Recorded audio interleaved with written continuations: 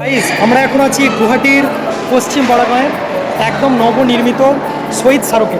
সাহেবদা, আমি, হাফিজুল দেখতে পাচ্ছ। এই যে এখানে টোটাল আসামে যত শহীদ আছে, কোন কোন ইনসিডেন্টে কোন কোন বিষয়ে ওনারা শহীদ হয়েছে আমরা জানি না, তো তাদের প্রত্যেকের এখানে প্রতিমূর্তি, আবক্ষ মূর্তি এখানে প্রতিস্থাপন করে রাখা হয়েছে একেবারে সারিবদ্ধভাবে। এবং কোথাকার মানুষ ছিলেন উনি, ওনার নাম কি, এখানে কিন্তু সমস্তটা ডিটেলসে দেওয়া আছে।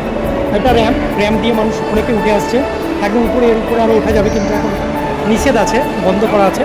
এটা র্যাম্প, এই র্যাম্প দিয়ে নামছি। প্রায় 10তলা বিল্ডিংয়ের সমান এই শহীদ স্মারকটাকে এরকমভাবে র্যাম্প দিয়ে ওঠা যাবে আর কি। ঘুরে ঘুরে র্যাম্প দিয়ে উঠছি, নামছি, অনেক মানুষের সমাগম এখানে। কিন্তু জলাশয়টি আছে, জলাশয়টির চারপাশ দিয়ে কিন্তু একটা রাউন্ড আপ করে ঘোরার জন্য আর কি একটা সুন্দর র্যাম্প আপ করে জায়গা করা আছে। দেখতে পাচ্ছ সুড়ঙ্গের মতো মানুষ চাইলে বুঝতে পারবে, বিশ্রাম করতে পারবে এগুলোতে।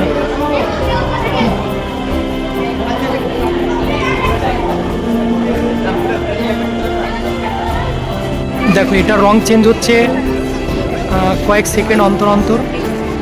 দেখো, এখন লাল মতো ছিল, আবার বিস্কুট কালার ইয়েলো হয়ে গেল, প্রথমে বিস্কুট কালার তারপর হলুদ হয়ে গেল, আবার দেখো একটা নীলাভ টাইপের আসছে, নীলাভ, হালকা নীলাভ, এরপর গ্রিন, এরপর ডিপ গ্রিন,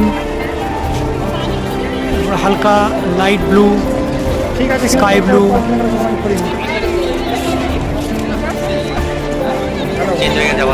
আবার একদম ডিপ ব্লু, তারপর পিঙ্ক আসবে সম্ভবত। মাশাআল্লাহ লাগছে, পার্পল কালার, আবার পিঙ্ক, রেড, আবার যেমন কালার ছিল সেই। তো এরিয়াটা দেখো, এটা জলাশয়, অসাধারণ লাগছে জলাশয়ের চিত্রটা, অসাধারণ। এদিকেও জলাশয়ের চিত্রটা দেখো, একটা এন্ট্রি। এখানে কারা কী কারণে শহীদ হয়েছে আর হচ্ছে সেই ডিটেলসগুলোর ভিতরে আমরা দেখতে পাবো, গেলে বলতে পারবো কত মানুষের সমাগম। দেখো, ওখানে মেন এন্ট্রি গেট, অনেক মানুষের সমাগম। এখনও পর্যন্ত এটা এন্ট্রি ফিজ রাখা হয়নি, কিন্তু পরবর্তীতে এন্ট্রি ফিজ রাখা হবে। এখন এই সবে এটা শুরু হয়েছে, তো